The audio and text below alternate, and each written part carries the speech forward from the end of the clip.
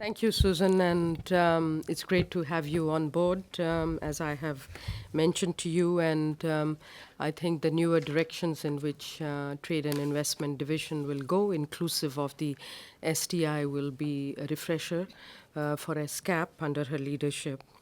It's really a great pleasure to have you here this morning, so a very warm welcome to ESCAP. ESCAP never had an STI platform, so this is the first time we are bringing this subject to our mainstream dialogue and trying to bring it intergovernment dimension to it, which is what is very much a subject that is gripping United Nations membership. So, why are we getting involved in it now? STI was identified as a primary means of implementation for the sustainable development at the Rio Plus 20 conference in 2012 to achieve the new sustainable goals, on which discussion is now very mature and completed almost at the General Assembly level. Countries will need to, of course, align their STI agenda with the new sustainable development paradigm and, of course, strengthen their STI capabilities and capacities accordingly. Last month, I was in Addis Ababa, and the members' states have agreed on Addis Ababa Action Agenda, which was adopted at the third International Conference on Financing for Development. It recognized pretty strongly the creation, development, and diffusion of new innovation and technologies and associated know-how, including the transfer of technology on mutually agreed terms, which are powerful drivers of economic growth, job creation, and sustainable development as recognized in the Accord. I would strongly encourage you to look at that Accord because that is laying down the directions which the member states have agreed on. The views that I'm going to express are those very much of mine and do not still have the intergovernmental flavor to them. But they also are collective wisdom from what our research is showing, but also that of some of our other UN agencies that have been involved in this topic. So STI, as I see, is an integrative concept. S, T, and I, looking at it in an integrated manner. And its effective application will facilitate integrated and balanced development of the three development dimensions, which are the economic, social, and environmental, which is really the new element of the new global development agenda, that we don't look at these things in an isolated manner. Of course, with new advancements, science has helped us to better understand and analyze the world around us. New breakthroughs and frontiers in technology offer resources, climate and time-efficient production, better service delivery mechanisms, and creativity through innovation, as I see all of which is allowing us newer solutions and newer ways of achieving development and doing business. Effective alignment and reinforcement of STI through conducive policies and legal regulatory frameworks will, of course, help businesses, societies, and development at large. Schumpeter's notion of creative destruction calls for industrial change that instantly revolutionizes the economic structure from within, destroying the old one and creating a new one. Today, the business community talks about disruptive innovation that has power to build new markets by developing new business models, exploiting old and new technologies in new ways, and creating demand through newer customer markets and opportunities. So, enough of the theory part of it. Let's get to the empirical stuff. Asia, as we all know, has acquired STI competence and capabilities, but these have been harnessed thus far mainly in a few leading centers, including the Republic of Korea, Japan, China, Singapore, and the Russian Federation. Each of these countries has persistently adopted different approaches and strategies, as well as different levels of research and development investments to promote and cross fertilize the knowledge and innovation practices and technology transfer to nurture sustainable development. In recent years, there have been further efforts launched to mainstream and integrate STI in public policy and development processes. So let me just quote few examples from the recent statements that have come out from the leadership of the three main hubs of technology. First, the new vision in Japan, as articulated in the fifth Science and Technology Basic Plan, is to systematize technologies for future, breaking through the walls of vertically segmented generation gaps. Industry, academia, government bodies, sectors, and national borders to respond to all change, and building an ecosystem for human resources, an ecosystem for venture capital, technologies and capital that can generate new businesses and revitalize regions in succession. I'm quoting from the press release that was issued where Prime Minister Abe had delivered his statement on STI. Second, building on Korea's STI achievements, the country plans aim to raise research and development spending to 5% of GDP to improve science and technology capacities and nurture innovation and creative industries, and grant more tax breaks and other incentives on capital gains from technology transfer in a bid to boost trade and intellectual property rights. Let me turn to the final example of our leading country, China. The 12th five-year plan for science and technology development calls for even greater investment in technology and sustainable development. This builds on many achievements of the indigenous innovation strategy in China, such as the increase in science and technology R&D funding by more than 20%. As you know, China stands out for its R&D spending already. President Xi has emphasized STI in support of social productivity, which is one of the elements, new elements as I see, and the need to reform governance of China's science and technology systems and institutional mechanisms by removing obstacles, offering incentives, and strengthening efficiencies. I took these examples simply to illustrate the point that we may think these countries are very advanced, but when you read the literature and evidence on these individual countries, you recognize that there are still a lot of issues surrounding even in these accomplished nations, and they are now launching a fresh examination of STI policies, legal and regulatory framework, and institutional frameworks to further strengthen their competence in this area. STI, of course, is not sole preserve of advanced economies.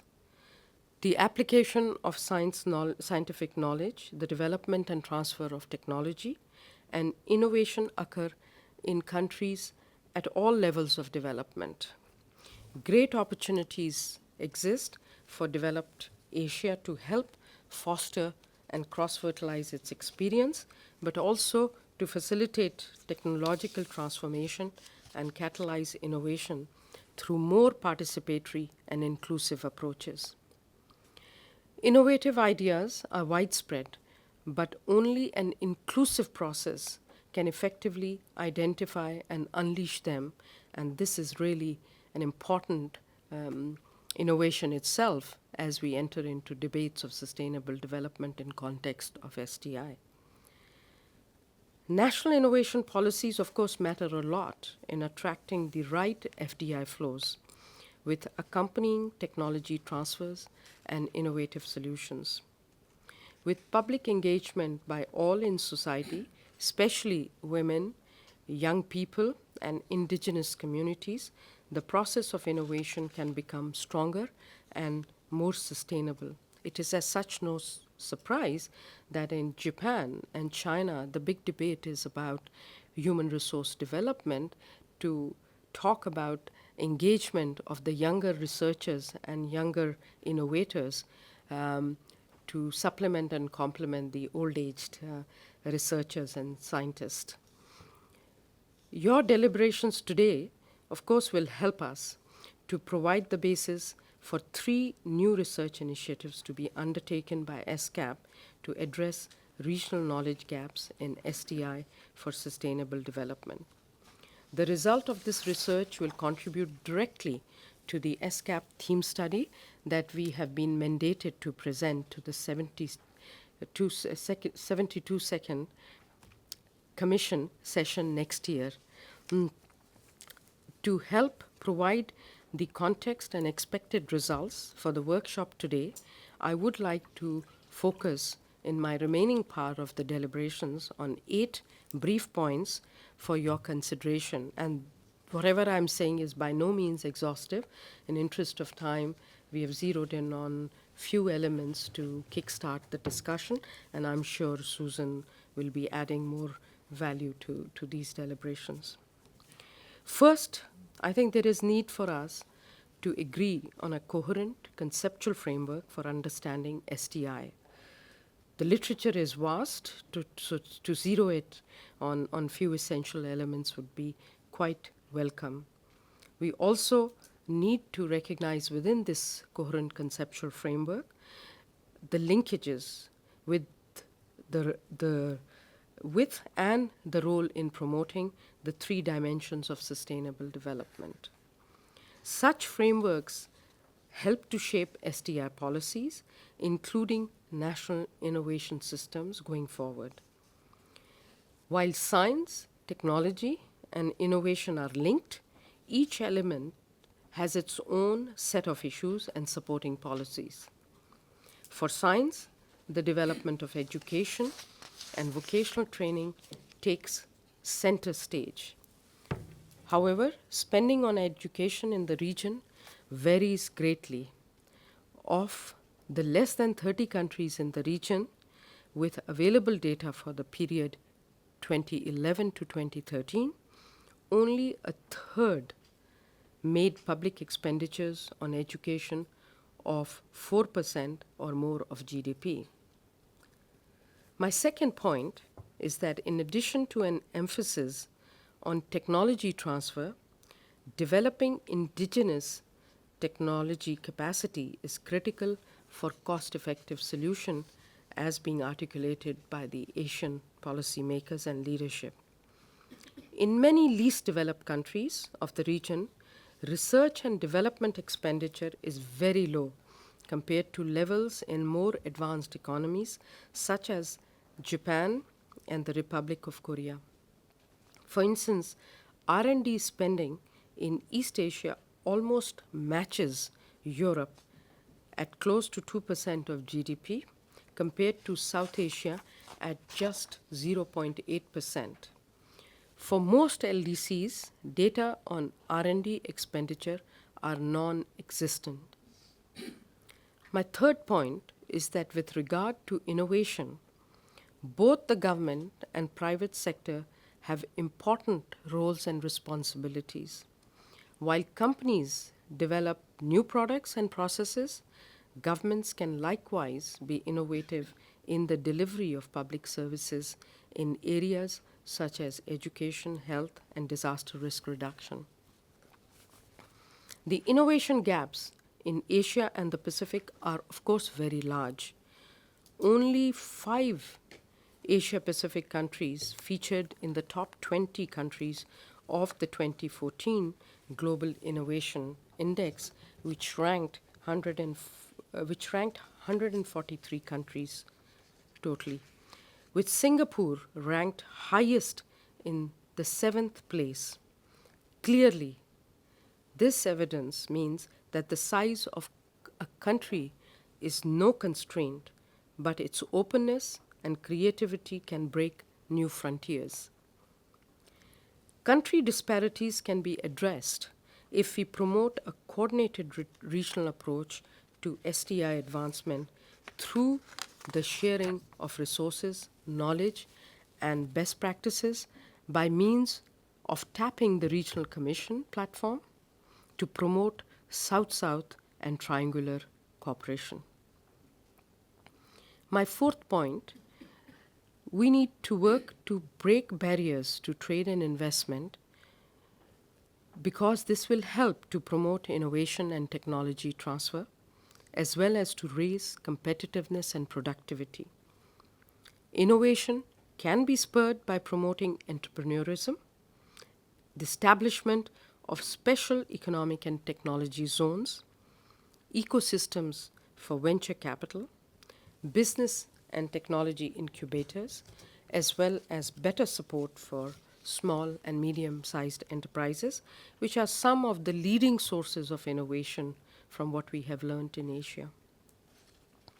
My fifth point is adequacy of legal, regulatory, and institutional frameworks for national STI policy formulation, and effective implementation is critical.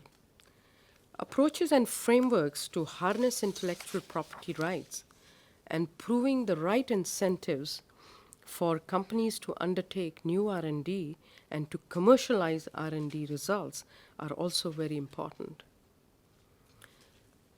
My sixth point is financing of STI is critical. While financing of technologies and most R&D appears to be undertaken by non-governmental actors, there is a key role for governments to tackle those areas that will deliver high developmental returns but low or zero economic returns and are therefore not seemingly the priorities for businesses. This includes R&D of medicines for many chronic diseases and of village-scale energy technologies, among others. Governments can also subsidize or provide financial incentives for private R&D and can provide an enabling legal environment for venture capital funds and angel investors seeking to support innovative startups.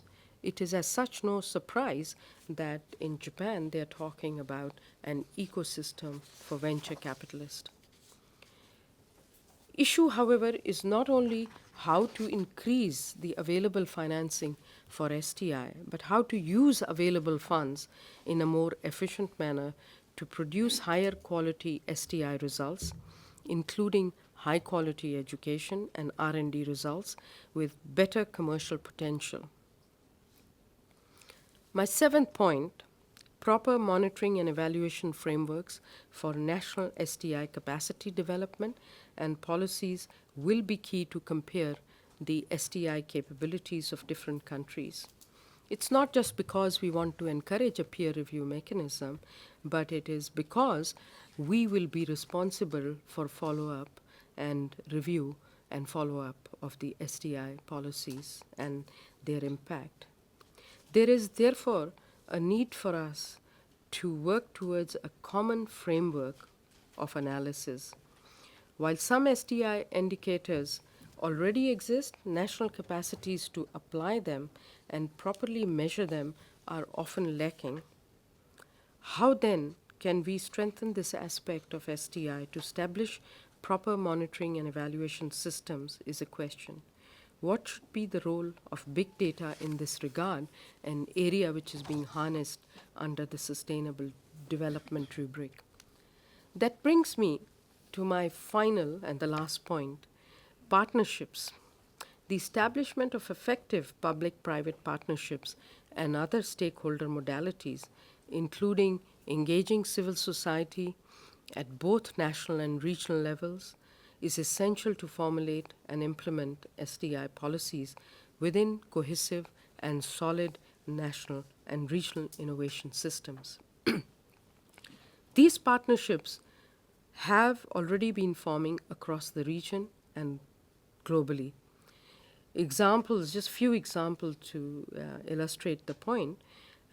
Examples include the APEC Policy Partnership on STI, ASEAN EU project on water, energy, and food nexus involving Poland, Germany, Thailand, and Mekong River Commission.